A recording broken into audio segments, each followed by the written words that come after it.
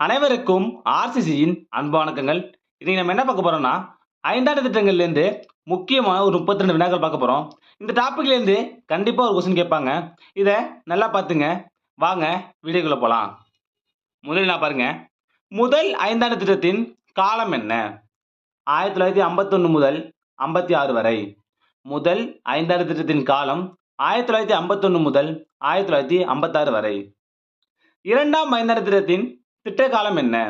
1956 முதல் 1961. இரண்டாம் ஐந்தாண்டு திட்டம் வந்து 56 டு 61. மூன்றாம் ஐந்தாண்டு திட்டத்தின் திட்ட காலம் என்ன? 1961 டு 66. மூன்றாம் ஐந்தாண்டு திட்டத்தின் காலம் வந்து 61 டு 66.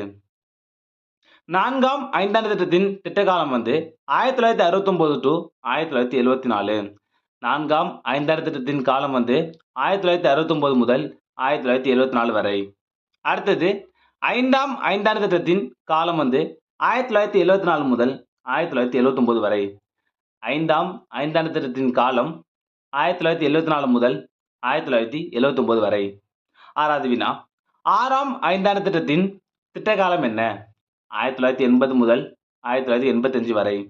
ஆறாம் ஐந்தாண்டு திட்டம் வந்து 80 டு 85. அடுத்தது ஏழாம் ஐந்தாண்டு திட்டத்தின் திட்ட காலம் என்ன? 1985 முதல் 1990 வரை. ஏழாம் ஐந்தாண்டு திட்டம் 1985லிருந்து 90 வரை. எட்டாம் ஐந்தாண்டு திட்டத்தின் திட்ட காலம் என்ன? 1992 முதல் 97 வரை. எட்டாம் ஐந்தாண்டு திட்டத்தின் காலம் 92 முதல் 97 வரை. ஒன்பதாவது வினா. ஒன்பதாம் ஐந்தாண்டு திட்டத்தின் திட்ட காலம் என்ன? 1997 முதல் 2002 வரை. ஒன்பதாம் ஐந்தாண்டு திட்டத்தின் காலம் வந்து 1997 முதல் 2002 வரை. பத்தாவது வினா. பத்தாம் ஐந்தாண்டு திட்டத்தின் திட்ட காலம் என்ன? 2002 முதல் 2007 வரை. பத்தாம் ஐந்தாண்டு திட்டத்தின் திட்ட காலம் வந்து 2002 முதல் 2007 வரை. 11ஆம் ஐந்தாண்டு திட்டத்தின் திட்ட காலம் என்ன? 2007 முதல் 2012 வரை. 11ஆம் ஐந்தாண்டு திட்டத்தின் காலம் வந்து 2007 முதல் 2012 வரை. 12ஆம் ஐந்தாண்டு திட்டத்தின் திட்ட காலம் என்ன? 2012 முதல் 17 வரை.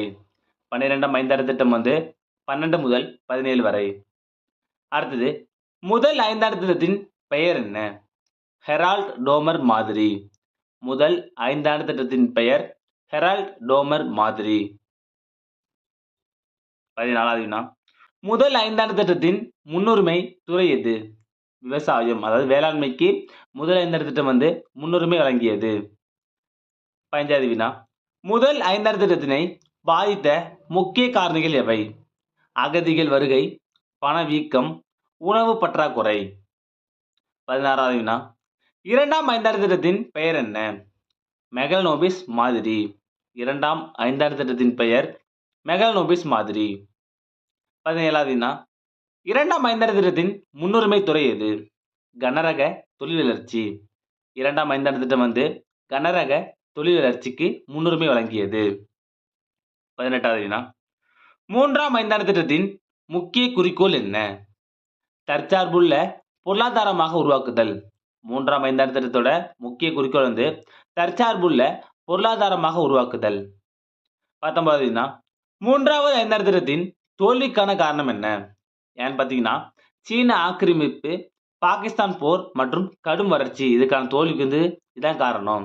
மூன்றாம் ஐந்தாண்டு திட்டத்தின் தோல்விக்கான காரணம் வந்து சீன ஆக்கிரமிப்பு, பாகிஸ்தான் போர் மற்றும் கடும் வறட்சி. 20வது வினா. திட்ட விடுமுறை காலம் என்ன?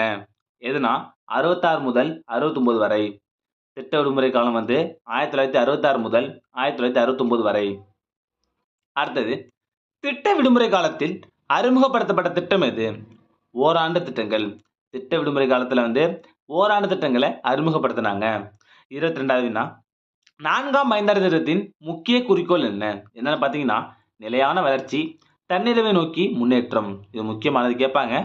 நான்காம் ஐந்தாண்டு திட்டத்தோட முக்கிய குறிக்கோள் வந்து நிலையான வளர்ச்சி, தன்னிறைவை நோக்கி முன்னேற்றம். 23வது வினா. நான்காம் ஐந்தாண்டு திட்டத்தின் தோல்விக்கான காரணம் என்ன? பங்களாதேஷ் அகதிகள் வருகை, பருவமழை பொய்த்தது இதற்கு முக்கியமான காரணமா சொல்றாங்க. 24வது வினா.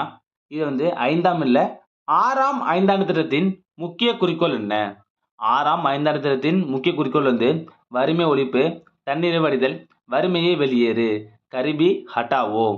6ஆம் ஐந்தாண்டு திட்டத்தின் முக்கிய குறிக்கோள் வந்து வறுமை ஒழிப்பு, தன்னிறைவு அடைதல், வறுமையை வெளியேறு, கரிபி ஹட்டாவோ. அடுத்தது 25வது வினா. 9வது ஐந்தாண்டு திட்டத்தின் நோக்கம் என்ன? வளர்ச்சியோடு கூடிய சமுதாய நீதி மற்றும் சமத்துவம். 9வது ஐந்தாண்டு திட்டத்தின் நோக்கம் வந்து வளர்ச்சியோடு கூடிய சமுதாய நீதி மற்றும் சமத்துவம். 26வது வினா. 11வது ஐந்தாண்டு திட்டத்தின் திட்ட நோக்கம் என்ன?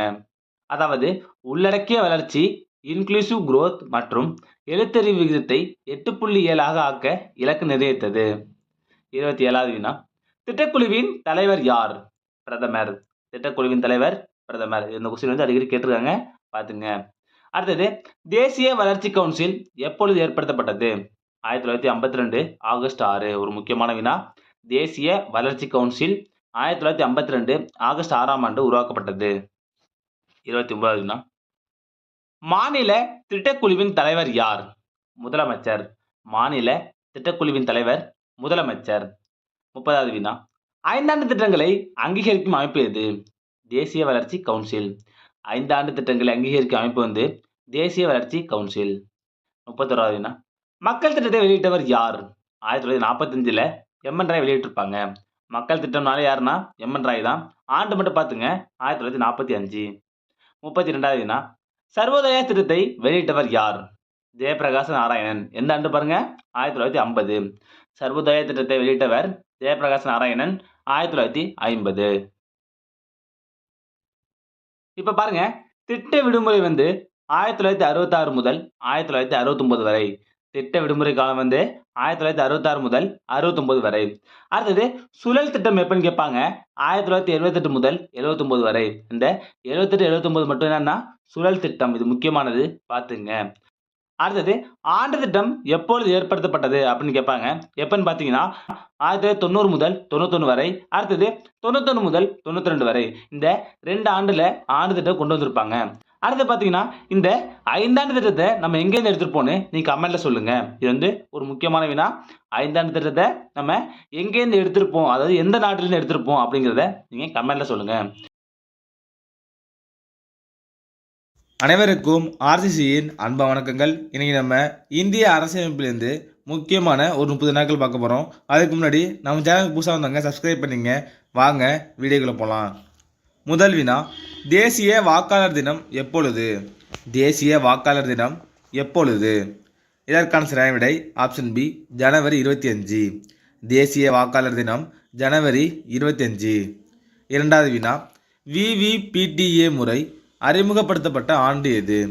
விவிபிடிஏ முறை அறிமுகப்படுத்தப்பட்ட ஆண்டு எது?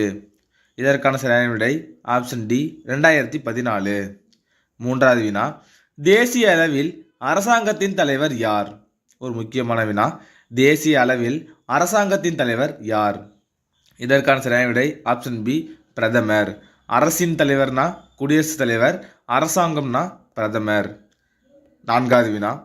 நார்வே நாட்டின் நாடாளுமன்றத்தின் பெயர் என்ன? நார்வே நாட்டின் நாடாளுமன்றத்தின் பெயர் என்ன? இதற்கான சரியான விடை ஆப்ஷன் ஏ, ஸ்டார்டிங். நார்வே நாட்டின் நாடாளுமன்றத்தின் பெயர் வந்து ஸ்டார்டிங். ஐந்தாவது வினா. டென்மார்க் நாட்டின் நாடாளுமன்றத்தின் பெயர் என்ன? டென்மார்க் நாட்டின் நாடாளுமன்றத்தின் பெயர் என்ன? இதற்கான சரியான விடை ஆப்ஷன் சி, போக்டிங். டென்மார்க் நாட்டோட நாடாளுமன்றத்தின் பெயர் வந்து போக்டிங். ஆறாவது வினா.